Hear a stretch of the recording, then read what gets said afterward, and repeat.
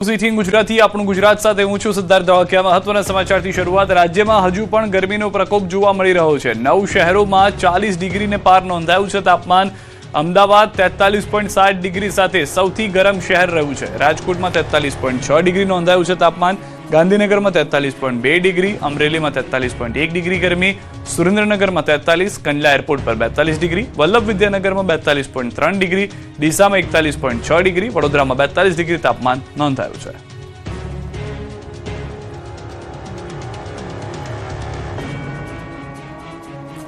તો બીજી તરફ દેશમાં ચોમાસાનું કાઉન્ટડાઉન શરૂ થઈ ગયું છે। ગરમીથી રાહત મળવાની આગાહી। દેશમાં ચોમાસાનું કાઉન્ટડાઉન શરૂ થઈ ગયું છે। હાલ દેશમાં ચોમાસું બેસવા માટે સાનુકૂળ સ્થિતિ છે। આંદામાન નિકોબારથી ચોમાસું આગળ વધી રહ્યું છે, જે 26 મેની આસપાસ કેરળમાં એન્ટ્રી થઈ શકે છે। गुजरात में 15 जून आसपास चौमासू पहुंचवाना ऐलान है। अभी मानसून का जो स्थिति है, अभी दक्षिण पश्चिम अरब सागर से कुछ और हिस्सों, कमरिन क्षेत्रों से कुछ हिस्सों, दक्षिण पश्चिम और दक्षिण पूर्वी बंगाल की खाड़ी के कुछ और हिस्सों और अंडमान सागर से अधिकांश हिस्सों, पूर्वी अंडमान और निकोबार द्वीप समूह और पूर्व मध्य बंगाल की खाड़ी के कुछ हिस्सों से आगे बढ़ गया है और अगले आने वाले दिनों में भी कंडीशंस फेवरेबल आगे बढ़ने स्थिति बनी हुई है। आगामी 24 કલાક બાદ ગરમીથી આંશિક રાહત મળવાનું હવામાન વિભાગે અનુમાન કર્યું છે। રાજ્યમાં વેસ્ટર્ન ડિસ્ટર્બન્સની અસર વર્તાશે, જેના કારણે પવનની ગતિ 15 થી 20 કિલોમીટર પ્રતિ કલાકની રહેશે। 24 કલાક બાદ ધીરે ધીરે 2 થી 3 ડિગ્રી તાપમાન ઘટશે। કેટલાક જિલ્લાઓમાં તાપમાન 40 થી 41 ડિગ્રી રહેશે। जो अधिकतम तापमान है, कोई अगले 24 घंटे तक बड़ा बदलाव नहीं रहेगा। उसके आगे ग्रेजुअल फॉल रहेगा, धीरे धीरे 2 से 3 डिग्री सेंटीग्रेड टेम्परेचर फॉल होएगी और जो अधिकतम तापमान का जो स्थिति रहेगा राज्यों में एकाध दो स्थानों में 40 डिग्री सेंटीग्रेड के आसपास रहने का संभावना भी रहेगा। अरब सागर में नवी सिस्टम सक्रिय थता अंबालाल पटेले मोटी आगाही करी। કાળઝાળ ગરમી વચ્ચે હવામાન નિષ્ણાંત અંબાલાલ પટેલે રાહતના સમાચાર આપ્યા છે। અંબાલાલ પટેલની નવી આગાહી મુજબ હવે રાજ્યમાં ગરમીનો પારો ધીમે ધીમે ઘટશે અને આગામી દિવસોમાં હવામાનમાં મોટો પલટો જોવા મળશે। 21 થી 23મી દરમિયાન રાજ્યમાં પ્રી મોન્સૂન એક્ટિવિટી જોર પકડશે। અરબ સાગરમાં નવી સિસ્ટમ સક્રિય થવાને કારણે પશ્ચિમ ઘાટના વિસ્તારોમાં વરસાદ પડી શકે છે। ધીરે ધીરે પ્રી મોન્સૂન એક્ટિવિટી વધશે, ત્યારે 21-22 પ્રી મોન્સૂન એક્ટિવિટી વધશે અને અરબ સાગર પણ સક્રિય થવાની શક્યતા રહેશે, જેના કારણે પશ્ચિમ ઘાટમાં વરસાદ થવાની શક્યતા છે અને વાદળો તો અત્યારથી આવવાના છે। આજે 1 કે 2 ઓક્ટોબરના વાદળો દેખાશે, ધીરે ધીરે ક્લાઉડ કવર વધશે અને તારીખ 19, 20, 21, 22, 23, 25માં પ્રી મોન્સૂન એક્ટિવિટીનો વરસાદ થવાની શક્યતા છે। પરંતુ ચોમાસું જે છે એ સરસળ ગતિ પકડશે અને 26 તારીખ કે તેના પહેલાં કેરળ કાંઠે પહોંચશે, પણ તેની અલગ અલગ નોર્મો છે। આ વખતે 149 વર્ષ બાદ અલ્નીનો સક્રિય થઈ રહ્યો છે, જેની હવામાન પર મોટી અસર થશે। ચોમાસુ વરસાદને પણ અલ્નીનો અસર કરશે તેવી સ્થિતિ હાલમાં જોવા મળી રહી છે। આ વખતે અલ્નીનોની ધાસ્તી છે। 149 વર્ષ પછીનો અલ્નીનો જીવન થયો છે। અલ્નીનો નીનો પણ દિશામાં પેરુ ખાતે બનતો હોય છે, પરંતુ આ અલ્નીનોની ધાસ્તી વચ્ચે પણ હવે લગભગ ભારતનું ચોમાસું શરૂઆતનું સારું રહેવાની શક્યતા રહેશે। 8 થી 15 જૂનમાં કંઈક વરસાદ થવાની શક્યતા રહેશે, પરંતુ 23 જૂન પછી સારો વરસાદ થવાની શક્યતા રહેશે। ચોમાસુ પાકને લઈને કૃષિ મંત્રીને ખેડૂતોને સલાહ છે। અલ્નીનોને લઈને કેન્દ્રીય કૃષિ મંત્રીનું નિવેદન, શિવરાજસિંહ ચૌહાણે આપી સલાહ। આ વખતે અલ્નીનોનો પ્રભાવ પણ રહેશે, આપણે એ પ્રમાણે ખેતીનું આયોજન કરવું જોઈએ। હું ડરાવવા માટે વાત નથી કરી રહ્યો, વચ્ચે વરસાદ ખેંચાય એવી આશંકા છે। અલ્નીનોની સ્થિતિમાં કેવા પાકનું વાવેતર કરવું એ આયોજન કરવાની સલાહ। मैं डराने की बात नहीं कर रहा, लेकिन इस बार अल नीनो का भी कुछ प्रभाव रह सकता है, तो उसको भी हमको प्लानिंग करते समय ध्यान में लाना है कि बीच में बारिश कम हो सकती है, तो अभी से हमको प्लान करना पड़ेगा। मई के अंतिम सप्ताह तक शायद और अंदाज ठीक से आएगा। इस बार उस प्रभाव के कारण बारिश अभी पहले आ जाएगी, बीच में गैप हो सकता है, तो हमको प्लानिंग अभी से करनी पड़ेगी कि अगर वैसी परिस्थिति है तो फिर कैसी फसलें हम लगाएं कि जो अगर बारिश में गैप भी हो तो टिक जाए। तो इन सब चीजों पर विचार करने इकट्ठे हुए। દવાઓની જરૂર હોય તો આજે જ લઈ લેજો। આવતીકાલે રાજ્યભરના મેડિકલ સ્ટોર્સ બંધ મળશે। જો કોઈ દવાઓની જરૂર હોય અને ઇમરજન્સી હોય તો આજે જ તેનો સ્ટોક કરી લેજો, કારણ કે આવતીકાલે મેડિકલ સ્ટોર્સ બંધ રહેવાના છે। ગેરકાયદે ઈ ફાર્મસી, ભારે ડિસ્કાઉન્ટ અને પ્રિસ્ક્રિપ્શન વિના થતા ઓનલાઈન દવાઓના વેચાણ સામે ગુજરાતના 35,000 કેમિસ્ટ અને દેશભરના 12 લાખથી પણ વધુ વેપારીઓ આવતીકાલે રાજ્યવ્યાપી હડતાલ પર ઉતરશે. ઓનલાઈન ફાર્મસીના કારણે નાના કેમિસ્ટના ધંધાને મોટો ફટકો પડી રહ્યો છે, જેને પગલે કેમિસ્ટ એસોસિએશને સરકાર સામે સવાલો ઉઠાવ્યા છે. આ સાથે જ ઓનલાઈન માધ્યમથી થતા ડુપ્લિકેટ અને સ્પુરિયસ દવાઓના વેપાર મુદ્દે એસોસિએશને લોકોના સ્વાસ્થ્યની સુરક્ષાને લઈ ચિંતા વ્યક્ત કરી. સાથે જ સરકાર પાસે કડક કાર્યવાહી અને ઓનલાઈન દવા વેચાણની નીતિમાં બદલાવ લાવવાની માંગ કરી. સુરત સહિત ગુજરાતભરના કેમિસ્ટ બંધમાં જોડાશે, જોકે જરૂરી સેવાઓ માટે કેટલાક મેડિકલ સ્ટોર્સ ખુલ્લા રહેશે. આના હિસાબે ખૂબ જ મોટું દૂષણ માર્કેટમાં ઘૂસી ગયું છે. લોકો નશેડી થઈ ગયા છે. જે દવા ફાર્માસિસ્ટના અંડર ઓબ્ઝર્વેશનમાં અને ડૉક્ટરના માધ્યમથી જે લોકોને પ્રોવાઈડ થવી જોઈએ એ થતી નથી. એમાં જે એને કોલ્ડ સ્ટોરેજમાં રાખવાની હોય એવી મેડિસિન હોય કે એનો ડોઝ કેવો હોય, એની ઇફેક્ટ કેવી હોય, એની એડવર્ડ ઇફેક્ટ કેવી હોય, એનું કોઈ પાલન થતું નથી. જેના હિસાબે ઓનલાઈન ફાર્મસી દ્વારા આવી દવાનું વેચાણ થાય છે. જનતાને મોંઘવારીના એક સાથે બે ઝટકા મળ્યા. પેટ્રોલ ડીઝલની સાથે તેલના ભાવમાં ફરી ભડકો જોવા મળ્યો. દેશભરમાં પેટ્રોલ અને ડીઝલના ભાવમાં ફરી એકવાર વધારો કરવામાં આવ્યો છે. માત્ર 5 દિવસમાં બીજી વાર ઇંધણના ભાવ વધતા સામાન્ય જનતા અને વાહન ચાલકો પર વધુ આર્થિક બોજો પડ્યો છે. અમદાવાદમાં પેટ્રોલમાં 86 પૈસાનો વધારો થતાં નવો ભાવ પ્રતિ લીટર 98 રૂપિયા 31 પૈસા થયો છે, જ્યારે ડીઝલમાં 93 પૈસાનો વધારો થતાં ભાવ 94 રૂપિયા 15 પૈસાએ પહોંચ્યો છે. તો સુરતમાં પેટ્રોલનો ભાવ 98 રૂપિયા 36 પૈસા અને ડીઝલનો ભાવ 94 રૂપિયા 22 પૈસા થયો છે. દિલ્હી, મુંબઈ, કોલકાતા અને ચેન્નઈમાં પણ પેટ્રોલ ડીઝલના ભાવમાં વધારો નોંધાયો છે. ગત શુક્રવારે પણ અંદાજે 3 રૂપિયાનો વધારો થયો હતો. સતત વધી રહેલા ઇંધણના ભાવથી ટ્રાન્સપોર્ટેશન ખર્ચ વધવાની સાથે મોંઘવારી વધવાની ભીતિ પણ સેવાઈ રહી છે. બીજી તરફ ખાદ્યતેલના ભાવમાં ફરી વધારો નોંધાતા ગૃહિણીઓનું બજેટ ખોરવાયું છે. સિંગતેલના ડબ્બામાં 50 રૂપિયાનો વધારો થતાં 15 કિલો ડબ્બાનો ભાવ 2765 રૂપિયા થઈ ગયો છે, જ્યારે કપાસિયા તેલના ડબ્બામાં 20 રૂપિયાનો વધારો થઈ ભાવ 2620 રૂપિયા સુધી પહોંચી ગયો છે. વેપારીઓના જણાવ્યા મુજબ ગત વર્ષની સરખામણીએ આ વર્ષે તેલના ડબ્બામાં અંદાજે 600 રૂપિયાનો વધારો થયો છે. સતત વધતા ખાદ્યતેલના ભાવથી સામાન્ય લોકોમાં ચિંતા જોવા મળી રહી છે. ઇંધણની અછતની અફવાઓ વચ્ચે કચ્છમાં હડતાલની નોબત આવી.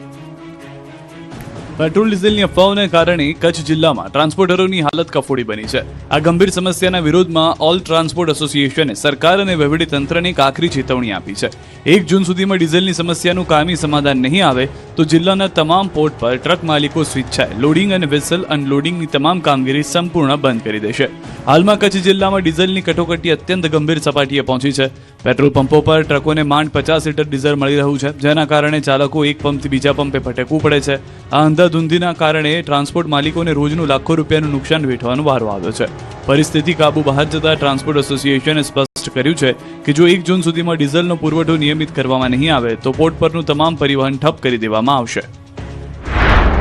તમામ એસોસિએશનો સાથે મળી ચેમ્બર ઓફ કોમર્સ ગાંધીધામની આગેવાની હેઠળ અમે લોકોએ એવું નક્કી કર્યું છે કે જો કંપનીઓ ઓઇલ કંપનીઓ પૂરો ડીઝલ સપ્લાય ન આપી શકવાની હોય તો અમે લોકો સ્વૈચ્છિક અમારા વાહનો મશીનરી બધું અમે 1 તારીખથી ઊભું રાખવાનું નક્કી કરેલ છે.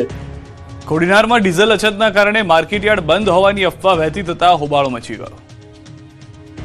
એવા સમાચાર વહેતા થયા કે ડીઝલની અછતના કારણે કોડીનાર માર્કેટયાર્ડને અનિશ્ચિત સમય માટે બંધ કરી દેવાયું છે. જાણ કરતા લેટરમાં પણ એવું લખાયેલું હતું કે ડીઝલની અછતના કારણે તમામ પ્રકારની જણસીઓની આવક સદંતર બંધ કરવામાં આવેલ છે. જોકે ન્યૂઝ 18 ગુજરાતીએ જ્યારે યાર્ડના સેક્રેટરી પિયુષભાઈ બારડનો સંપર્ક કર્યો ત્યારે તેમણે જણાવ્યું કે માત્ર કઠોળની જણસી પૂરતી આ વાત છે. બીજી જણસી માટે યાર્ડમાં હરાજી યથાવત છે. એટલું જ નહીં, યાર્ડ સુધી જે ખેડૂતો જણસી સાથે પહોંચ્યા તેની હરાજી થશે જ. તેમણે પણ એવો દાવો કર્યો કે ગુજરાતમાંથી અન્ય રાજ્યમાં કઠોળ લઈને જતા ટ્રાન્સપોર્ટરોને ડીઝલ ન મળવાથી સમસ્યા સર્જાઈ રહી છે. પિયુષભાઈએ આશા વ્યક્ત કરી છે કે એકાદ દિવસમાં સ્થિતિ સામાન્ય થઈ જશે. કોડીનાર માર્કેટિંગ બંધ નથી કર્યું. આપણે કઠોળની જન્સીઓ બંધ કરી છે. કઠોળ એટલે કે મગ, અડદ, તલ જે આપણે સાઉથમાં માલ જાય છે, સાઉથ મહારાષ્ટ્રમાં માલ જાય છે, સાઉથ મહારાષ્ટ્રની ગાડીઓના ટ્રાન્સપોર્ટેશનના અભાવના કારણે આપણે કઠોળ બંધ કર્યું છે. બાકીની તમામ એજન્સીઓ ચાલુ છે. આપણે ગાડીઓ કેમ નથી આવતી? ટ્રાન્સપોર્ટેરના ડીઝલના અભાવના કારણે નહીં આવતી. તો હવે ક્યાં સુધી આ બંધ રહેશે? આવતીકાલ સુધીમાં તેનું ડિસિઝન આવી જશે.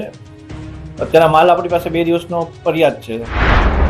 યાર્ડમાં હરાજી બંધ કરાતા ખેડૂતોમાં ભારે આક્રોશ છે. 3 દિવસે વારો આવતો હોવાનો, પૂરતા ભાવ ન મળતો હોવાનો પણ ખેડૂતોએ આક્ષેપ કર્યો છે. પરિસ્થિતિ તો બહુ વિકરી પરિસ્થિતિ છે ખેડૂતોની. તો પૂરતા પ્રમાણમાં ભાવ છે નહીં, બરોબર.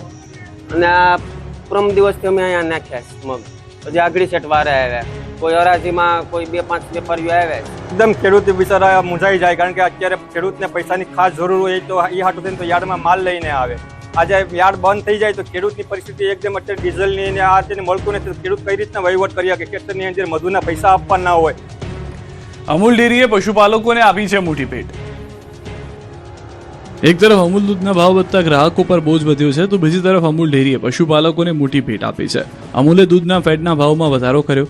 અમૂલ ડેરીએ પશુપાલકો પાસેથી ખરીદાતા ભેંસના દૂધના ભાવમાં પ્રતિ કિલો ફેટ દીઠ ₹10નો વધારો કરાયો છે, જ્યારે ગાયના દૂધના ભાવમાં પ્રતિ કિલો ફેટ દીઠ ₹4.55 જાહેર કરાયો છે વધારો, જેના કારણે લાખો પશુપાલકોને મોટો આર્થિક લાભ થશે. આ ભાવ વધારો લાગુ થયા બાદ 7% ફેટવાળા ભેંસના દૂધનો ભાવ પ્રતિ લીટર ₹62.34થી વધીને ₹63.06 મળશે, જ્યારે ગાયના 4 ફેટવાળા દૂધનો ભાવ ₹38.23થી વધીને ₹38.68 થશે. આથી હવે પશુપાલકોને વર્ષ દરમિયાન આપેલા દૂધના પ્રમાણમાં આ રીતે ભાવફેરની રકમ પણ ચૂકવાશે. આખરે પાલિકાઓને તેના શાસકો મળી ગયા. સ્થાનિક સ્વરાજની ચૂંટણીના પરિણામને 1 મહિના જેટલો સમય થઈ ગયા બાદ નગરપાલિકાઓમાં હોદ્દેદારોની વરણી કરવામાં આવી હતી. સૌરાષ્ટ્રથી લઈને દક્ષિણ ઉત્તર ગુજરાતમાં પ્રમુખ ઉપપ્રમુખ સહિત હોદ્દેદારોની વરણી કરવામાં આવી. મહેસાણાની ઊંઝા નગરપાલિકાના પ્રમુખ તરીકે ક્રીમાબેન પટેલના નામની જાહેરાત કરાઈ. વિજાપુર નગરપાલિકામાં પાર્ટી તરફથી કામિનીબેન ભરતભાઈ પટેલને મેન્ડેટ આપી પ્રમુખ વરણી કરવામાં આવી, જ્યારે બીનાબેન પટેલને ઉપપ્રમુખ બનાવાયા. તો વિસનગર નગરપાલિકામાં પ્રમુખ પદે આશાબેન પટેલ અને ઉપપ્રમુખ મહેન્દ્ર ઠાકોરની વરણી થઈ. કડી નગરપાલિકાના પ્રમુખ તરીકે રાજેન્દ્રભાઈ ગજ્જર અને ઉપપ્રમુખ તરીકે સ્મિતાબેન પટેલની નિયુક્તિ કરાઈ. બેચરાજી પાલિકામાં નરેન્દ્રભાઈ જોડાયો છે. સુરતની બારડોલી નગરપાલિકામાં પ્રથમ 2.5 વર્ષ માટે પ્રમુખ પદે નીલમબેન વ્યાસ અને ઉપપ્રમુખ પદે મિનેશભાઈ પટેલની પસંદગી કરાઈ છે. ગીર સોમનાથની ઉના નગરપાલિકામાં પ્રમુખ તરીકે હર્ષાબેન ભોળાભાઈ રાઠોડ, જ્યારે ઉપપ્રમુખ તરીકે મિતેશભાઈ હરકિશનભાઈ શાહના નામની જાહેરાત કરાઈ. જોકે લોકપ્રિય ગાયક કલાકાર રાજલ બારોટને કોઈ સ્થાન ન અપાયું. તો સૂત્રાપાડા નગરપાલિકા પ્રમુખ તરીકે મનીષાબેન બારડ, ઉપપ્રમુખ તરીકે વેજુબેન પંપાણીયાની વરણી કરાઈ, જ્યારે વેરાવળ પાટણ સંયુક્ત નગરપાલિકામાં પ્રમુખ તરીકે નરેશભાઈ ગોહિલની, જ્યારે ઉપપ્રમુખ તરીકે હેમીબેન જેઠવાની નિયુક્તિ કરાઈ. પાટણ નગરપાલિકામાં ચંદ્રિકાબેન રાવળને પ્રમુખ અને ઉત્કર્ષ પટેલને ઉપપ્રમુખ બનાવાયા. તો સિદ્ધપુર નગરપાલિકામાં નવા પ્રમુખ તરીકે રણજીતસિંહ સોલંકીની અને ઉપપ્રમુખ તરીકે પ્રમોદભાઈ પટેલની વરણી કરાઈ છે. ડીસા નગરપાલિકામાં ડીસા પાલિકા પ્રમુખ પદે કૌશિક સાધુનું નામ જાહેર કરાયું. ઉપપ્રમુખ પદે પલ્લવીબેન જોશીની વરણી કરાઈ છે. હિંમતનગર નગરપાલિકામાં ભાજપે ઓબીસી અનામત બેઠક માટે અરુણાબેન કડિયાને પ્રમુખ પદે જાહેર કર્યા છે. ઉપપ્રમુખ પદે ગોપાલસિંહ રાઠોડ અને કારોબારી ચેરમેન પદે રાહુલ પટેલની વરણી કરાઈ છે. ભરૂચ પાલિકા પ્રમુખ પદે દેવેન્દ્ર વસાવા અને ઉપપ્રમુખ પદે રુચિત મોદીની નિમણૂક કરાઈ. તો અંકલેશ્વર નગરપાલિકામાં પ્રમુખ પદે જિગ્નેશ અંદાડિયા અને ઉપપ્રમુખ પદે વિરલ મકવાણાની વરણી કરાઈ. જ્યારે ખંભાત નગરપાલિકાના પ્રમુખ તરીકે મંજુલાબેન રાણા અને ઉપપ્રમુખ તરીકે ભૂપેન્દ્રભાઈ પટેલ પર પસંદગીનો કળશ ઢોળાયો છે. મોટાભાગની પાલિકાઓમાં પ્રમુખ ઉપપ્રમુખની નિયુક્તિ પૂર્ણ કરવામાં આવી છે. કડીમાં યોજાયેલા કાર્યક્રમમાં નીતિન પટેલે નવા ચૂંટાયેલા હોદ્દેદારોને રોકડું પરખાવી દીધું. સ્થાનિક સ્વરાજની ચૂંટણી તો પતી ગઈ, પણ હજી હાર જીતની ઉજવણીઓ મંથન ચાલી રહ્યું છે. મહેસાણાના કડીમાં ભાજપનો વિજય અભિવાદન સમારોહ યોજાયો, જેમાં પૂર્વ નાયબ મુખ્યમંત્રી નીતિન પટેલ સહિત ભાજપના મોટા નેતાઓ હાજર રહ્યા. અભિનંદન આપવાની સાથે સાથે કાર્યક્રમમાં નીતિન પટેલે પોતાના નેતાઓ પર જ વરસ્યા અને ચોખ્ખા શબ્દોમાં કહી દીધું કે મોદી સાહેબ અને કમળ પર જીતીને કેટલાક નેતાઓ ખિસ્સામાં હાથ નાખીને ફરે છે. નવી પેઢીને ખબર નથી આ બધું કેવી રીતે થયું. ઘણા લોકો નસીબદાર હોય છે, તૈયાર ડીશ મળે, તૈયાર ભોજન, એના ઉપર આવીને બેસી જવાનું. એર કન્ડિશન રૂમ હોય, કાર્યકરોએ ભૂતકાળમાં મહેનત કરી હોય અને તૈયાર ખાવાનું ઘણાને મળી ગયું છે. તૈયાર ભાણે જમવા આવેલા નવા નેતાઓને નીતિન કાકાએ ભૂતકાળના સંઘર્ષો યાદ કરાવ્યા. નીતિન પટેલે 1990માં કડી અને હાજીપુરમાં ચૂંટણી પ્રચાર વખતે થયેલા પથ્થરમારાનો કિસ્સો વાગોળ્યો અને નવા ચૂંટાયેલા હોદ્દેદારોને આખરી શિખામણ આપી કે માત્ર મીઠો આવકાર આપવાથી નહીં, નક્કર કામ કરવાથી જ પ્રજાનો વિશ્વાસ જીતાય છે. સાંસદ મનસુખ વસાવાનો ફરી એકવાર આક્રમક અંદાજ જોવા મળ્યો.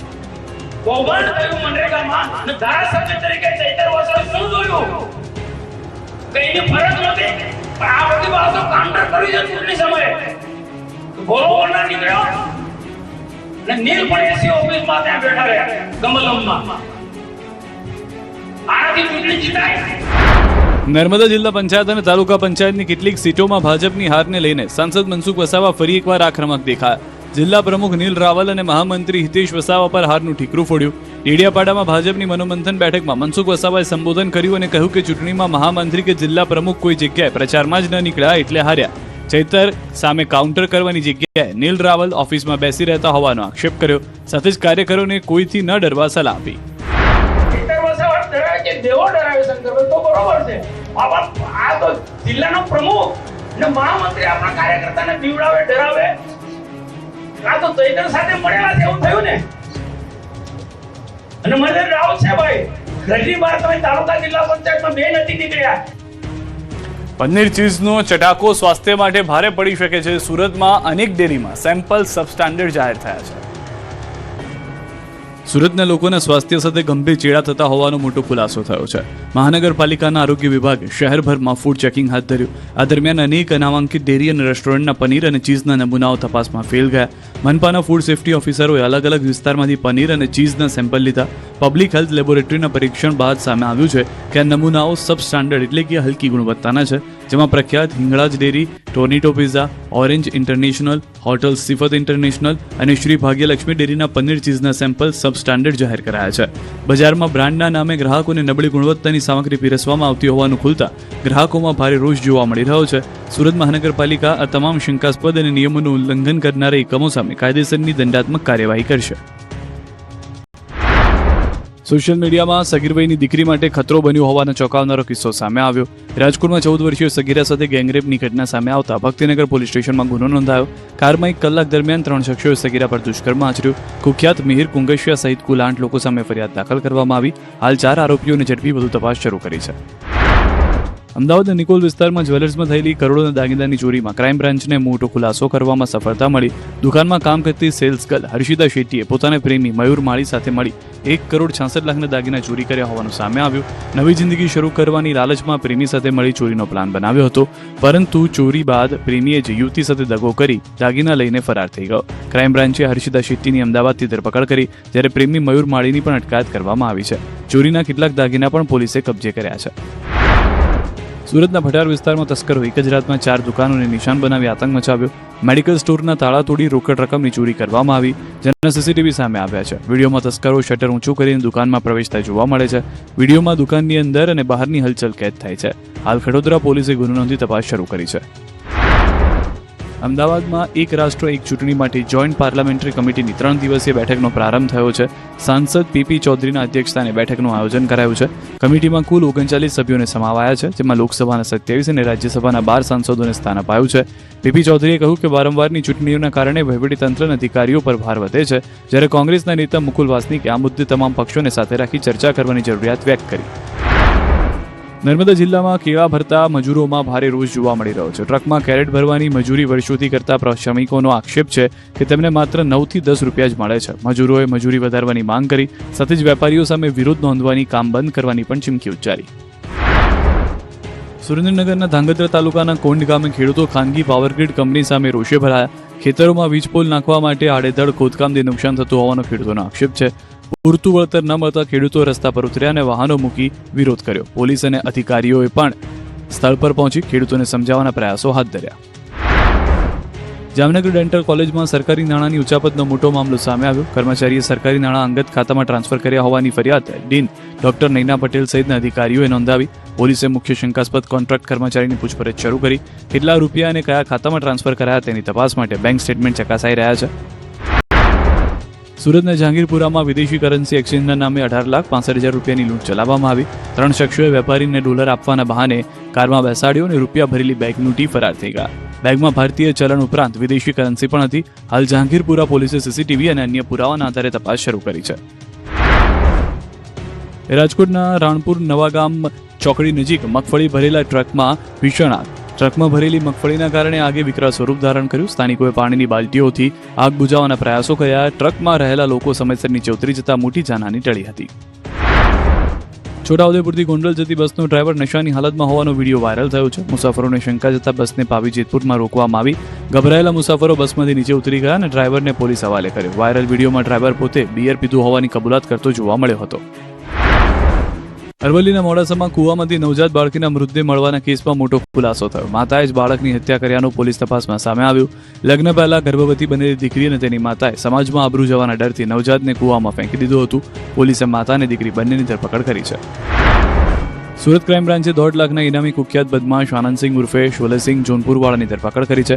આરોપી પાસેથી 2 દેશી પિસ્તલ અને જીવતા કાર્ટીજ પણ જપ્ત કરાયા છે. આરોપી ઉત્તર પ્રદેશમાં શોલે ગેંગ ચલાવતો હતો અને વેપારીઓ તેમજ ડોક્ટરો પાસેથી ખંડણી માંગતો હતો. યુપી પોલીસની ભીસ વધતા તે સુરતમાં છુપાયો હોવાનું સામે આવ્યું છે. અમદાવાદ મ્યુનિસિપલ કોર્પોરેશનમાં સ્ટ્રોમ વોટર અને ડ્રેનેજ લાઇનના કામોમાં ગંભીર ગેરરીતિ સામે આવી.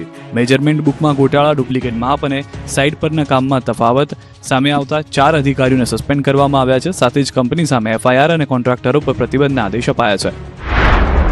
સુરતમાં ચોમાસા પહેલા થતી પ્રી મોન્સૂન કામગીરીને લઈને તંત્ર સામે સવાલો ઉઠ્યા છે. ઘણી સોસાયટીઓમાં ખુલ્લા હોલ, બિસ્માર રસ્તા અને અધૂરી વૃક્ષ ટ્રીમિંગ જેવી સમસ્યાઓ યથાવત છે. મેટ્રો કામ અને રસ્તાઓના ખાડાઓના કારણે લોકોને અવરજવરમાં ભારે મુશ્કેલી પડી રહી છે. પીએમ મોદીની ઇંધણ બચત અપીલને સમર્થન આપતા રાજ્યપાલ આચાર્ય દેવવ્રત ટ્રેન અને બસમાં મુસાફરી કરતા જોવા મળ્યા. ગાંધીનગરથી વડોદરા ટ્રેનમાં અને વડોદરાથી પંચમહાલના કાલોલ સુધી બસમાં મુસાફરી કરી. રાજ્યપાલ હાલોલ કૃષિ યુનિવર્સિટી સાયકલ પર પહોંચ્યા હતા. જામનગરના ધ્રોલમાં પોલીસની માનવતાભરી કામગીરી ચર્ચામાં રહી. રાત્રે રસ્તા પર ભૂખ્યા અને બીમાર હાલતમાં ફરતા વૃદ્ધને પોલીસે હોસ્પિટલમાં સારવાર આપી. પોલીસે વૃદ્ધને જમવાનું આપ્યું અને ઘરે પહોંચવા માટે ટિકિટ ભાડાની પણ વ્યવસ્થા કરી. પોલીસની આ કામગીરીનો વિડીયો સોશિયલ મીડિયામાં વાયરલ થયો છે. વડોદરાના દાંડિયા બજારમાં અચાનક બગડાટી બોલી ગઈ. વડોદરાના દાંડિયા બજાર વિસ્તારમાં પથ્થરમારો અને હિંસક મારામારીના દ્રશ્યો સામે આવ્યા. ભાસ્કર વિઠ્ઠલવાડમાં 2 જૂથો વચ્ચે નજીવી બાબતે થયેલો વિવાદ જોતજોતામાં લોહિયાળ બની ગયો. સામાન્ય બાબતને લઈને 2 પક્ષો વચ્ચે ઉગ્ર બોલાચાલી થઈ, જેણે બાદમાં હિંસક સ્વરૂપ ધારણ કર્યું. બંને પક્ષના લોકો લાકડીઓ અને પથ્થરો લઈને સામસામે આવી ગયા. પથ્થરમારાના કારણે દાંડિયા બજાર વિસ્તારમાં ભારે અફરાતફરી મચી ગઈ. આ જૂથ અથડામણમાં બંને પક્ષના કેટલાક લોકો ગંભીર રીતે ઇજાગ્રસ્ત થયા, જેમને તાત્કાલિક સારવાર અર્થે વડોદરાની SSG હોસ્પિટલમાં ખસેડવામાં આવ્યા. બનાવની જાણ થતાં જ રાવપુરા પોલીસનો મોટો કાફલો ઘટના સ્થળે દોડી ગયો અને સ્થિતિ પર કાબુ મેળવ્યો. પોલીસે હાલ આસપાસના વિસ્તારમાં ચુસ્ત બંદોબસ્ત ગોઠવી દીધો છે અને ગુનો નોંધીને પથ્થરમારો કરનાર તત્વોની ધરપકડ કરવા માટે તપાસ હાથ ધરી છે. ઉનામાં ઘર આંગણે રમતા માસૂમ બાળક પર 3 શ્વાન તૂટી પડ્યા. ગીર સોમનાથના ઉના શહેરમાં રખડતા શ્વાનનો આતંક વધી રહ્યો છે. જસરાજનગર સોસાયટીમાં ઘર આંગણે રમી રહેલા બાળક પર 3 શ્વાને હિંસક હુમલો કરી દીધો. બાળક પર શ્વાનના હુમલાના સીસીટીવી સામે આવ્યા. તેમાં જોઈ શકાય છે કે સોસાયટીના રસ્તા પર રમી રહેલા બાળકને એકલો જોઈને 3 શ્વાન તેની પાછળ દોડે છે અને બાળકને આડેધડ બચકા ભરે છે. શ્વાનના હુમલામાં બાળક ઘાયલ થતા તાત્કાલિક સારવાર માટે ખસેડાયો છે. છેલ્લા કેટલાક સમયથી સોસાયટીમાં શ્વાનનો આતંક વધી ગયો હોવાનો સ્થાનિકોનો આક્ષેપ છે. છેલ્લા 1 થી 2 મહિનામાં 4 થી 5 બાળકો પર શ્વાને હુમલો કર્યો. એવામાં વાલીઓ બાળકોને ઘરની બહાર મોકલતા પણ ડરી રહ્યા છે. હિંસક બનેલા શ્વાનના સત્વરે ખસીકરણની સ્થાનિકોની માંગ જોવા મળી રહી છે. રાજકોટમાં દારૂ પીવાથી 2 લોકોના શંકાસ્પદ મોત કેસમાં મોટો ખુલાસો થયો. રાજકોટની ભગીરથ સોસાયટીમાં રવિવારે રાત્રે દેશી દારૂ પીવાથી 2 લોકોના શંકાસ્પદ મોતના કેસમાં ચોંકાવનારો ખુલાસો થયો. આ કોઈ અકસ્માત નહીં પણ મિત્રતાનો લોહિયાળ અંત આણતું પૂર્વ આયોજિત ડબલ મર્ડર હોવાનું ખુલ્યું. દેશી દારૂમાં ઝેરી પદાર્થ ભેળવવામાં આવ્યો હોવાનું સામે આવ્યું છે. રાજકોટ પોલીસ અને ક્રાઇમ બ્રાન્ચની તપાસમાં આરોપીનો ભાંડો ફૂટી ગયો છે. મુખ્ય આરોપી જીણા ભગત ઉર્ફે જીણા ગોહિલને શંકા હતી કે તેના જ મિત્રો મનસુખ ડાભી અને અલ્પેશ સાબરિયાએ પોલીસને તેના વિશે બાતમી આપી. આ જ બાતમીનો ખાર રાખીને જીણાએ દેશી દારૂમાં ઝેરી પદાર્થ ભેળવી દીધો. પોલીસને કેટલાક સીસીટીવી પણ હાથ લાગ્યા, જેમાં અલ્પેશ અને જીણા ભગત વચ્ચે દારૂની આપ-લે થતી દેખાય છે. આ ઝેરી દારૂ પીતા જ બંનેના મોત નીપજ્યા, જેથી પોલીસે હવે આ કેસમાં હત્યાની કલમ ઉમેરી છે. બીજી તરફ પોલીસના સકંજામાં આવતા જ આરોપી જીણા ગોહિલે ધરપકડથી બચવા માટે આપઘાતનો પ્રયાસ કર્યો. મોઢામાં વંદા અને મચ્છર મારવાનો સ્પ્રે મારી આપઘાતનો પ્રયાસ કર્યો. બી ડિવિઝન પોલીસે આરોપી સામે આત્મહત્યાના પ્રયાસ બદલ BNSની કલમ 226 હેઠળ વધુ એક ગુનો નોંધી આગળની તપાસ હાથ ધરી છે.